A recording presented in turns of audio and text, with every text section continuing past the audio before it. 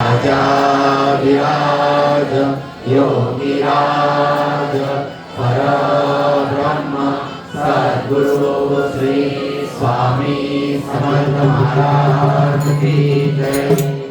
अनंत कोटी ब्रह्मांड नायक राजाधिराज योगीराज परब्रह्म सद्गुरु श्री स्वामी समर्थ महाराज यांच्या कृपेने आज जी स्वामी समर्थ महाराजांची कथा आहे, जे स्वामी समर्थ महाराज माझ्याकडून वधून घेतील ते मी तुमच्यापुढे थोडक्यात सांगण्याचा प्रयत्न करतो। सद्गुरु श्री स्वामी समर्थ महाराज की जय।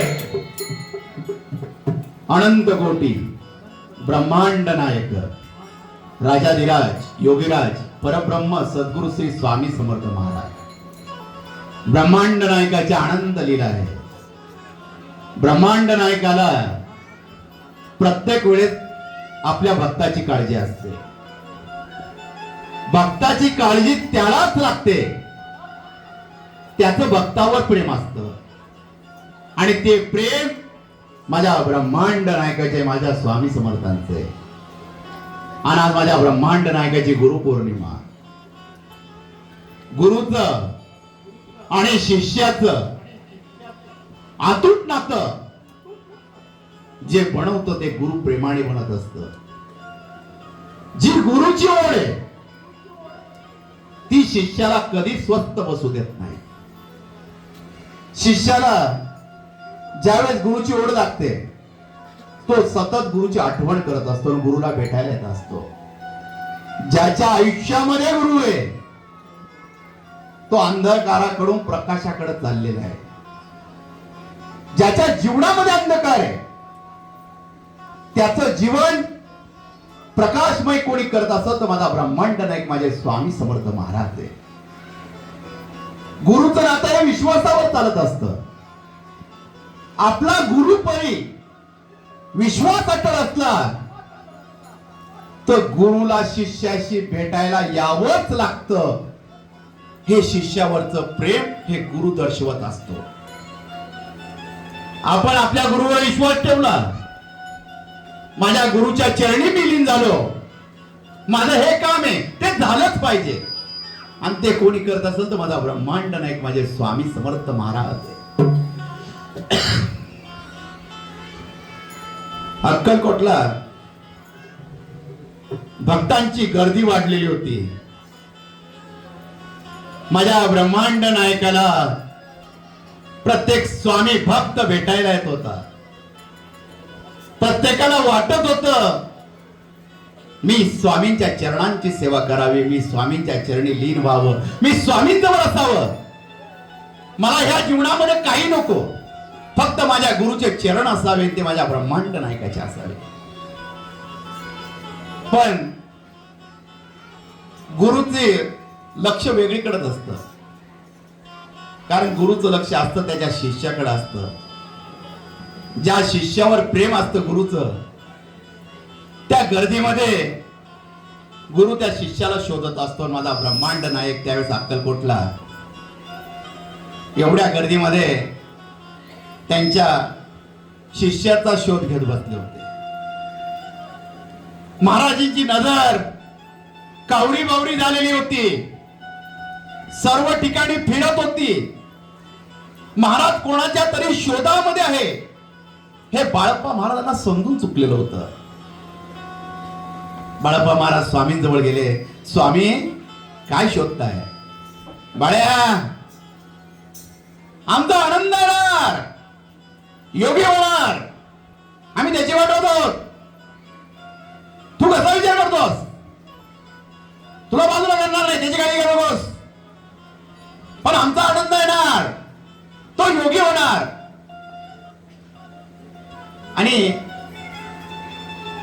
महाराजांच्या आसपास आपल्या कथेमध्ये कायम विषय निघतो मन्याबाचा, कारण की मन्याबाचा विषय सांगितल्याशिवाय गुरु लीलामृतच पूर्ण होत नाही, हे गुरु लीलामृत मध्ये सांगितलं जातं।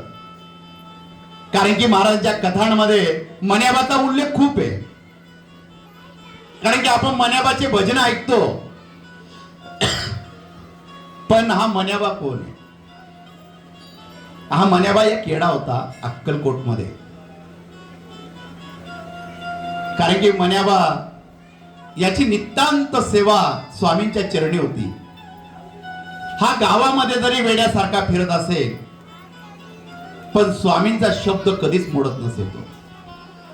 तो जेव्हा गावामध्ये फिरत असे, गावातील लोक त्याला विचारत असे, अरे मन्याबा, अरे आमचं असं असं काम हे होईल का? जर त्या मन्याबानी हो सांगितलं तर ते काम होत असे. जर मन्याबानी सांगितलं काम होणार नाही तर ते काम होणार नाही. मग प्रत्येकाला ओढ लागायची त्यावेळेस, मन्याबानी हो सांगावं, आमचं काम होऊन जावं. मन्याबा एक दिवस फिरत होता गावामध्ये. एका सावकाराने त्या मन्याबाला जवळ बोलवलं आणि मन्याबाला एक प्रश्न विचारला. मन्याबाला त्याने सांगितलं, तू हो म्हण, फक्त माझं काम होऊन जाईल. मन्याबा त्यावेळेस एवढा एकच शब्द बोलला, तुला मी जर हो बोललो तर तो मला ठेवणार नाही, माझं अंग फोडून टाकेल. अरे तो कोण? माझा ब्रह्मांड नायक, माझे स्वामी समर्थ महाराज. ते जेव्हा मला हो म्हणायला लावतील तेव्हाच मी हो म्हणेन. ही मन्याबामध्ये शक्ती दिलेली होती. आणि तो स्वामींच्या चरणांची सेवा करायचा आणि त्याच्या सोबत सोनारी वेडी असायची आणि ती स्वामींजवळ सेवा करायची. आणि हा मन्याबा गावामध्ये त्यावेळेस सर्वांना एकच शब्द बोलत असायचा, आनंद येणार, योगी होणार. याचा अर्थ काय कोणाला कळत नव्हता. कारण की त्यावेळेस आपल्या कोकणामध्ये अण्णानाथ महाराजांचा जन्म झालेला होता. यांना कधी देवाचं नाव माहित नव्हतं. त्यांच्या वडिलांचा जडीबुटीचा व्यवहार होता, कारभार होता, त्याचं दुकान होतं, तेच ते चालवत होते. आणि माझ्या ब्रह्मांड नायकाला या आनंदनाथाची ओढ लागलेली होती. हा आनंदा कधी येणार, आनंदा कधी येणार. स्वामींच्या मुखामध्ये सतत नामस्मरण चालू असायचं. आणि आनंदनाथ महाराजांना ह्या गोष्टीच माहिती नाही. पण ज्यावेळेस गुरुची ओढ लागते, शिष्याला स्वस्थ बसू देत नाही. आणि गुरु कोणत्या ना कोणत्या मार्गाने त्या शिष्याला आपल्याजवळ बोलून घेत असतो. आणि काही कामानिमित्त हे आनंदराव मुंबईला आले जडीबुटी घेण्यासाठी.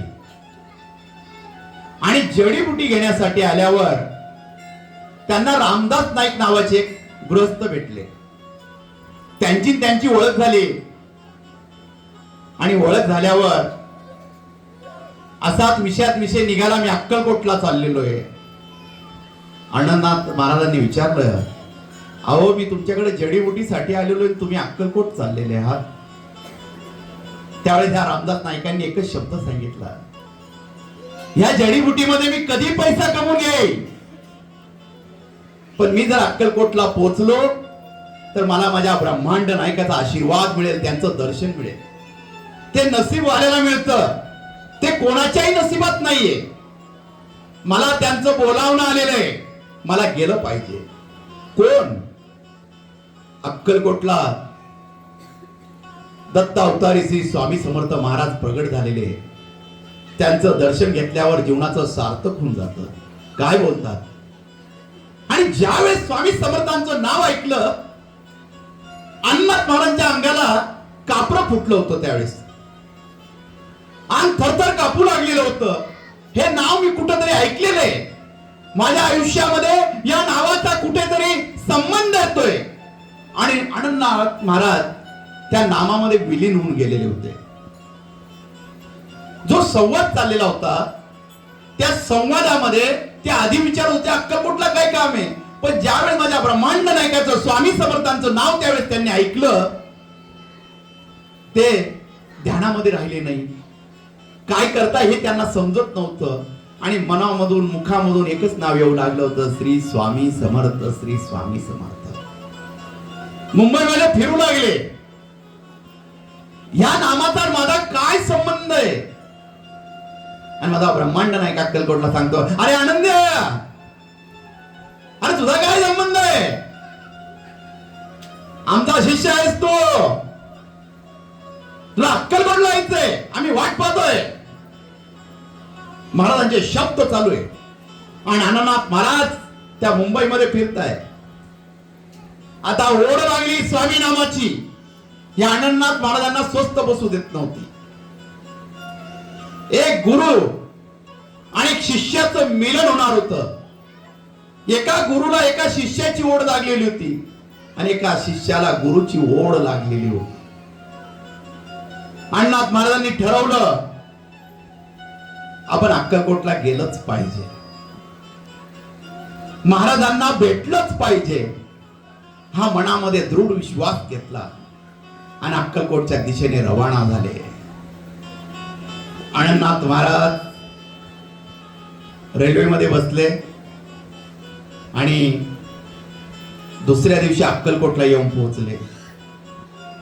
गाडीमधून उतरल्यावर एका झाडाखाली आराम करावा असं त्यांना वाटू लागलं आणि सावली बघितली आणि त्या झाडाखाली बसणार तेवढ्यात त्या झाडाची फांदी तुटली आणि अण्णाथ महाराजांच्या डोक्याजवळ येऊन खाली पडली. अण्णाथ महाराज दचकले आणि मागे सरकले. ज्यावेळेस ते मागे सरकले अंग थरथर कापू लागलं. झाडाची फांदी तुटली, आज माझा जीव गेला असता असं त्यांना वाटू लागलं आणि मुखामधून श्री स्वामी समर्थ, श्री स्वामी समर्थ.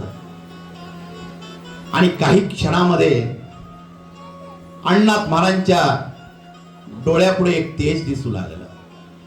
एक तेजोमय प्रकाश दिसू लागला.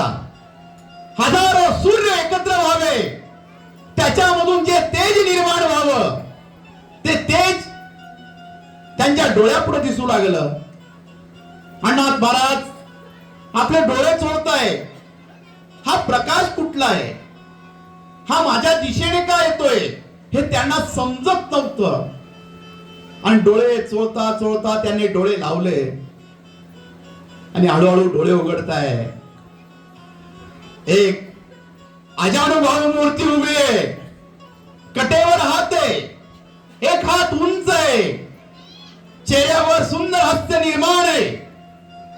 मंद मंद असू राहिले स्वामी महाराज आणि अण्णाथ महाराजांकडे पाहत आहे.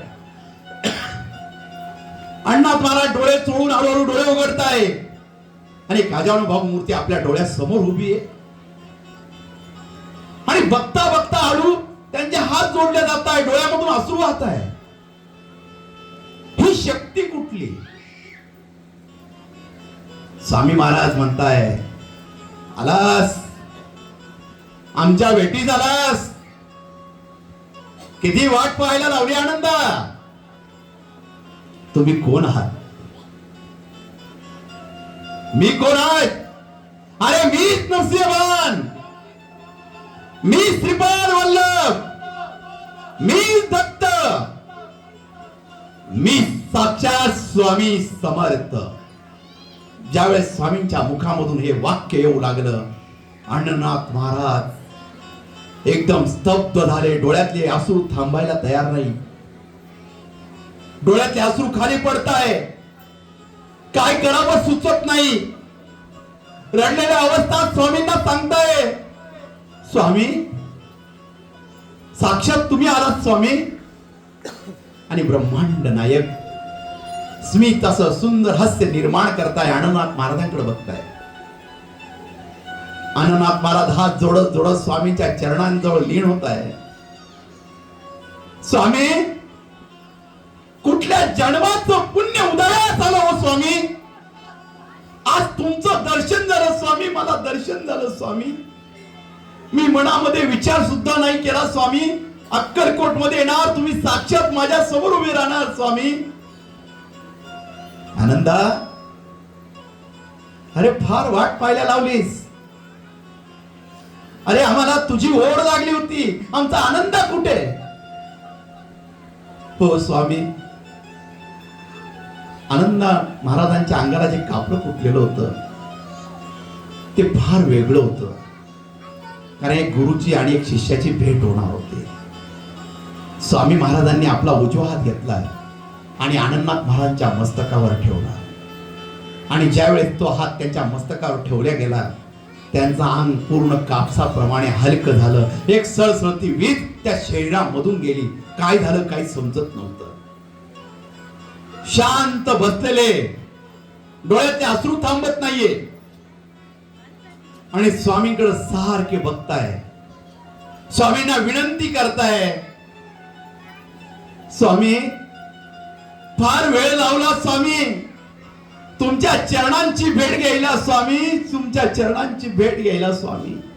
आज जीवनाचं सार्थक झालं स्वामी, तुम्ही भेटलात. आज माझ्या आयुष्याचं कल्याण झालं स्वामी. आता मला या संसारात मन लागत नाही स्वामी, मला तुमच्या चरणांची सेवा करायची स्वामी. आणि स्वामींना भेटल्यावर जो आनंदनाथ महाराजांना आनंद झालेला होता तो फार वेगळा होता त्यांच्यासाठी. आयुष्यामध्ये असा क्षण त्यांच्यासाठी कधीच नव्हता. तो क्षण या आनंदनाथ महाराजांसाठी होता. त्यावेळेस स्वामी महाराज बोलू लागले, अरे आनंदा, तुला खूप कार्य करायचे आणि त्या कार्यासाठी आम्ही तुला आमच्या जवळ बोलून घेतलेलं आहे. आणि त्यावेळेस महाराजांनी आनंदनाथ महाराजांना आशीर्वाद दिला आणि त्याच्या जिभेवर हात ठेवलेला होता.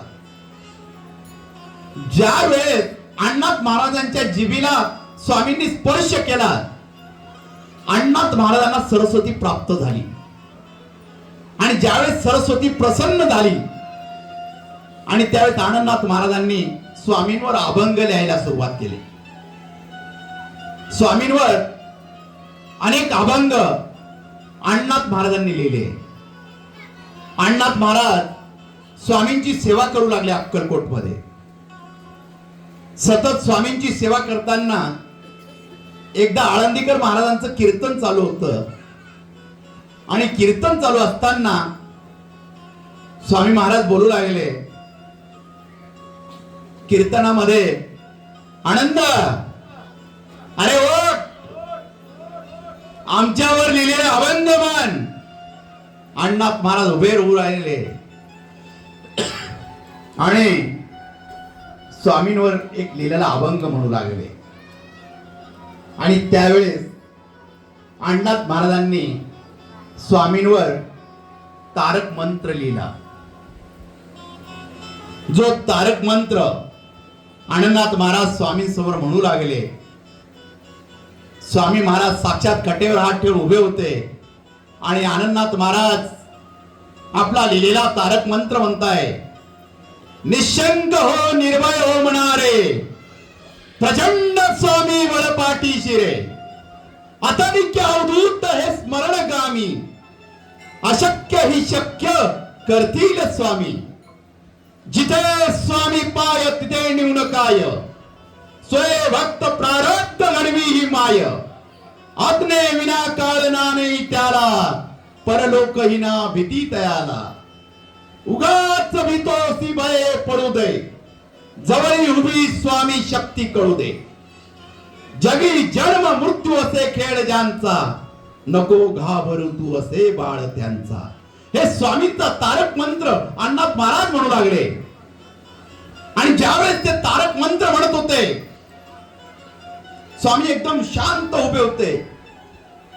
स्वामींच्या चेहऱ्यावरचं हास्य वेगळंच होतं.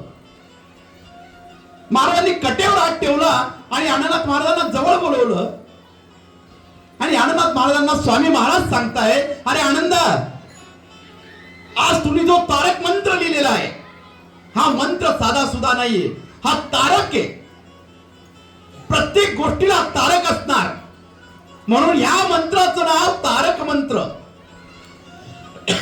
कारण की या मंत्रामध्ये तुम्ही जो उल्लेख केलेला आहे प्रत्येक शब्दामध्ये एक स्वामी शक्ती दाखवलेली आहे. म्हणून मी आज तुला वरदान देतो, भविष्यामध्ये जोही भक्त हा तारक मंत्र म्हणेल त्याच्या इच्छा पूर्ण होती. या तारक मंत्राला मी असं वरदान देतो, जोही भक्त संकटामध्ये असेल, कुठे त्याने माझं नाव घ्यावा आणि हा तारक मंत्र म्हणावा, मी सदैव त्याच्या पाठीशी आहे.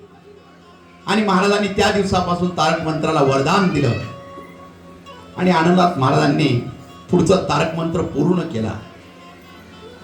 आणि महाराजांनी एक दिवस सायंकाळची वेळ होती आणि आनंदनाथ महाराजांना जवळ बोलवलं आणि आनंदनाथ महाराजांना सांगू लागले, आनंदा, आता माझा ध्वज उभार, पुढचा प्रवास सुरू कर. अण्णाथ महाराज स्वामी पुढे हात जोडून उभे होते आणि महाराजांना विनंती करत होते, स्वामी मला तुमचे चरण सोडून कुठेच जायचं नाही. त्यावेळेस स्वामी महाराज एकदम हलक्या आवाजात बोलले, आनंदा, तुला जावं लागेल. आणि महाराजांना खोकला येऊ लागला. त्यावेळेस महाराज खूप खोकला येऊ लागला आणि जोर जोरात खोकलू लागले. आणि महाराजांना खोकला येताना महाराजांच्या तोंडातून कप पडू लागला. आणि ज्यावेळेस महाराज थुंकी करणार, आनंदनाथ महाराजांनी आपली ओंजळ पुढे केली आणि महाराजांनी आपल्या तोंडातील थुंकी अण्णाथ महाराजांच्या ओंजळीमध्ये टाकली.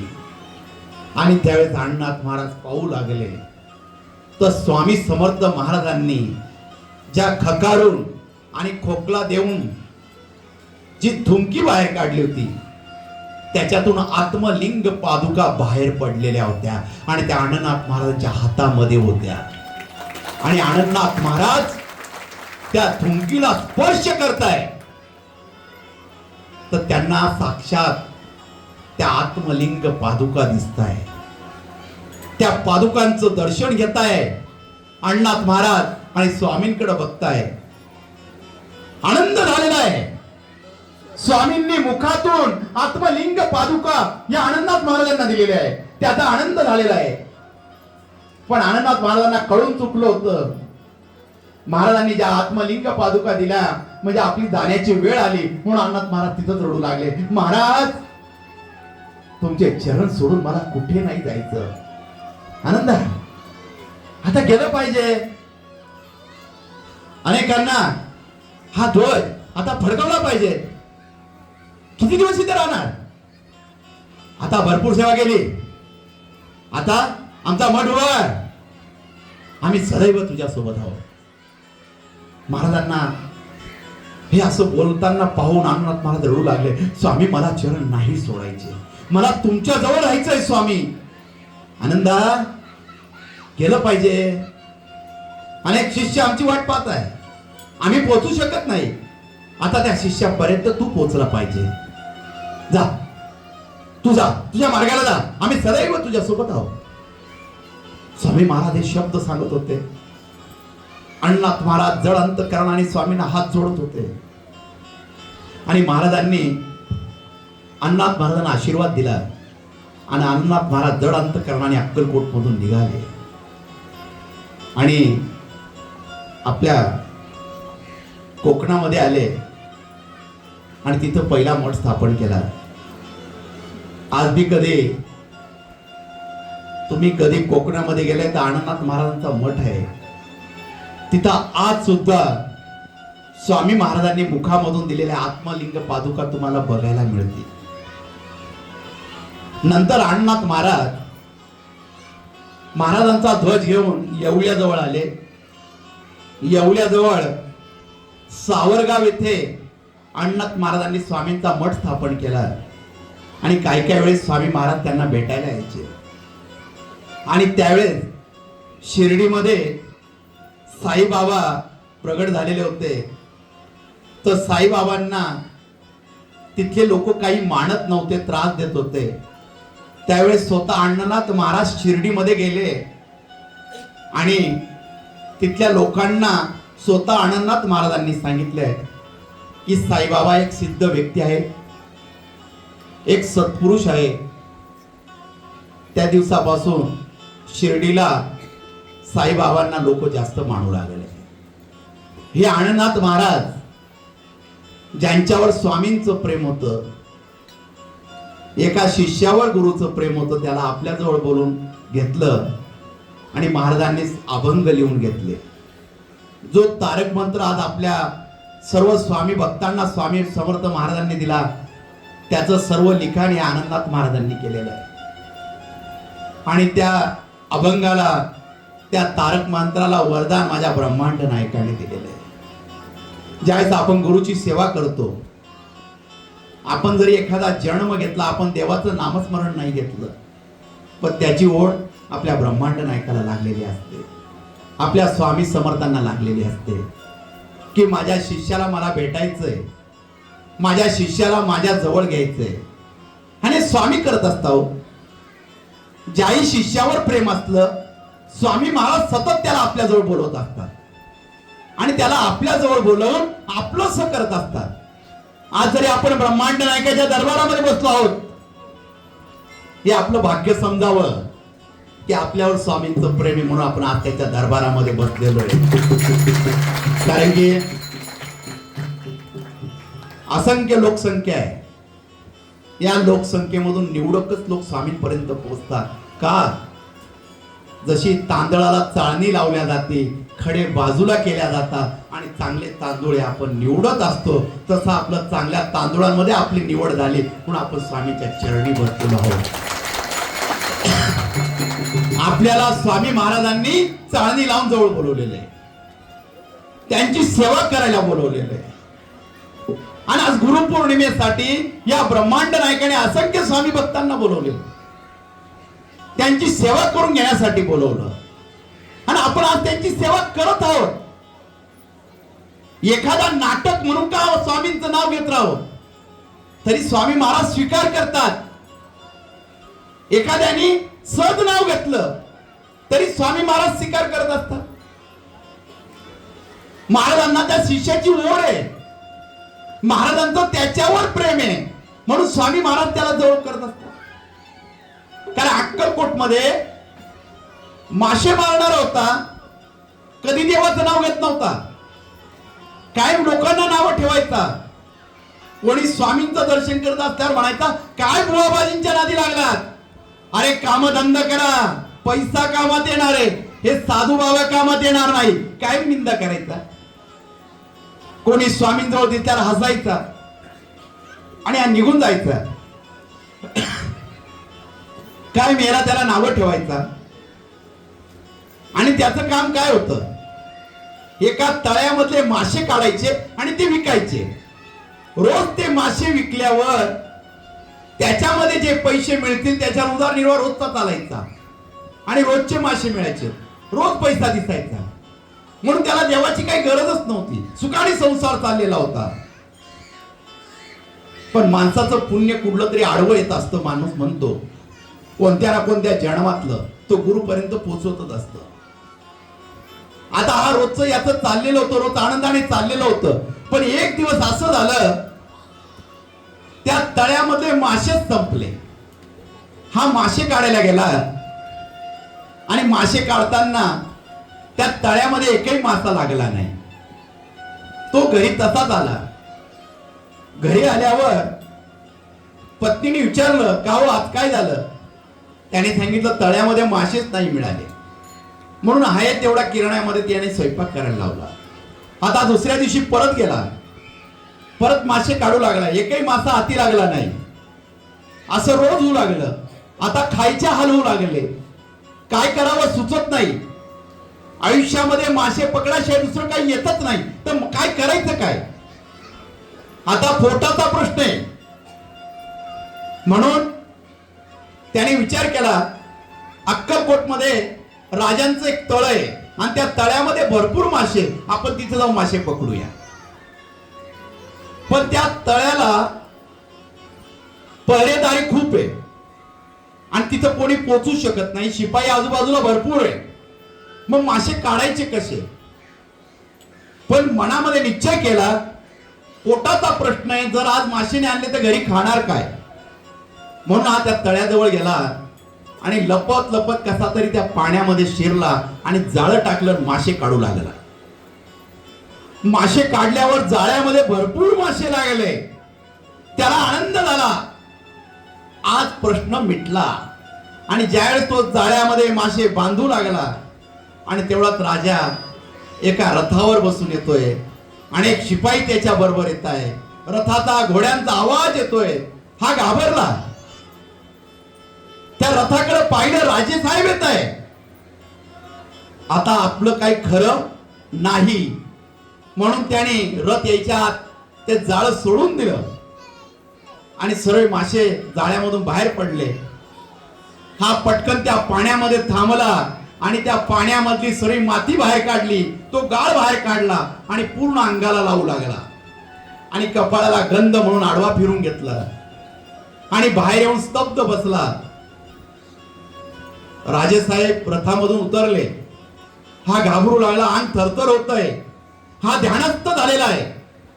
आता ध्यानात असल्यावर कोणाचं तरी नाव घेतलं पाहिजे म्हणून त्याला आठवण आली की आपल्या अक्कलकोट मध्ये स्वामी समर्थ महाराज आहे, आपण त्यांचंच नाव घेऊया.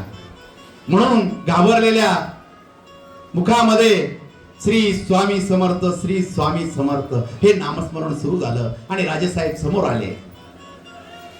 त्यांनी विचार केला, एक साधू संत तपश्चर्या करताय, त्यांची तपश्चर्या भंग नाही झाली पाहिजे. शिपायांना सांगितलं आणि येऊन त्यांनी आपलं मस्तक त्याच्या पुढे टेकवलं आणि सोन्याने भरलेली पिशवी त्याच्या पुढे ठेवून दिलेली, सुवर्ण मुद्रा त्याच्या पुढे ठेवून दिल्या आणि इकडे माझा ब्रह्मांड नायक हसू राहिला. अरे आलास, अरे काळजी आम्हाला आहे, तू जेवणार नाही, तू उपाशी आहेस, अरे काळजी आम्हाला लागली, आलास आमच्या जवळ, अरे खोटं काय होईना आमचं नाव घेतोस. हे शब्द स्वामी महाराज त्या वटवृक्षाच्या छायेमध्ये बोलू लागले आणि हा मछवारा श्री स्वामी समर्थ, श्री स्वामी समर्थ हे नाव घेऊ लागला. राजेसाहेबांनी शिपायांना सांगितलं महाराजांना कुठलाही त्रास नाही झाला पाहिजे आणि सुवर्ण मुद्रा भरलेली पिशवी त्याच्या पुढे ठेवून दिली आणि राजेसाहेब निघून गेले. हा घाबरलेला हळूहळू डोळे उघडतोय आणि वाचलो असं म्हणतोय आणि इकडं तिकडं पाहत असताना हळूच लक्ष त्याचं सुवर्ण मुद्रांवर गेलं आणि डोळ्यामधून अश्रू येऊ लागले. हातामध्ये त्या सुवर्ण मुद्रा हातामध्ये घेतोय आणि आठवण स्वामींची करतोय. स्वामी महाराज, नाटक केलं हो मी तुमच्या नावाचं आणि त्या नाटकाने तुम्ही साक्षात माझ्यासाठी आला स्वामी. एक नाटक केलं तर एवढ्या सुवर्ण मुद्रा दिल्या स्वामी, जर मी तुमचं साक्षात नाव केलं तर माझ्या जीवनाचं सार्थक होऊन जाईल, माझ्या जीवनाचं सोनं होऊन जाईल स्वामी महाराज. आणि तिथंच तो रडू लागला आणि स्वामींचं नाव घेऊ लागला, डोळ्यातले अश्रू निघू लागले. आता मला कशातच मन नाही लागत स्वामी, मला तुमची ओढ लागली स्वामी, मी सतत तुमची निंदा केली स्वामी महाराज, आज मला तुमची ओढ लागली. आणि त्या सुवर्ण मुद्रा घेऊन तो अक्कलकोटला स्वामींच्या वटवृक्षाजवळ जाऊ लागला. ब्रह्मांड नायक बसलेला आहे. स्वामी महाराज खदा खदा असताय, आलास का, झालं नाटक तुझं, हा किती नाटक केलं, भरपूर नाटक झालं, चालेल, हा सांग काय पाहिजे तुला. मला काहीच नको स्वामी, मला तुम्ही भेटलात हेच माझ्या आयुष्याचं कल्याण झालं स्वामी महाराज. स्वामी महाराज, आज मी नाटक केलं स्वामी महाराज, एवढ्या सुवर्ण मुद्रा मिळाल्या स्वामी महाराज, मला तुम्ही साक्षात हवे स्वामी महाराज, मला माझ्या जीवनाचं कल्याण करायचं, माझ्या जीवनाचं सार्थक करायचं. मग काळजी करायला घे, सुवर्ण मुद्रा घे, तुझं म्हणणं पैसाच सर्व आहे, आता ते काय पैसा दिला आम्ही तुला, आता सर्व काय बस बस, जा जा सुखी राहा. नाही स्वामी, आता या सुवर्ण मुद्रांचा काय उपयोग स्वामी महाराज, जो ब्रह्मांड नायक माझ्या समोर बसलेला आहे तोच मला साक्षात मिळालेला आहे, तर मला या सोन्याचं काय काम आहे स्वामी महाराज. आणि त्यांनी ती सुवर्ण मुद्रा तिथंच ठेवल्या, स्वामींच्या चरणांची लीन झाला. ही गुरुची आणि शिष्याची भेट आहे. जेव्हा गुरुला शिष्याची ओढ लागते, गुरु शिष्याला कुठूनही बोलून घेत असतो, गुरु त्याला भेटायला जात असतो. काही गरज होती का स्वामींना, त्यांनी नाटक केल्यावर स्वामी महाराजांना त्याच्यासाठी धाव घेण्याची, ही स्वामींची लीला आहे. आपल्या आयुष्यामध्ये काही घडत असतं, अनेक वेळा चमत्कार घडत असतात, कोणती ना गोष्ट अचानक भेटत असते, ती अचानक भेटत नसते, ती ब्रह्मांड नायकाच्या लीलेने भेटत असते, ही माझ्या स्वामींच्या लीलेने भेटत असते. त्यांना त्याच्या शिष्यावर प्रेम असतं, त्या शिष्याला जवळ करायचं असतं, म्हणून स्वामी महाराज लीला करत असतात आणि आपल्या शिष्यांना जवळ करत असतात. आज गुरुपौर्णिमेनिमित्त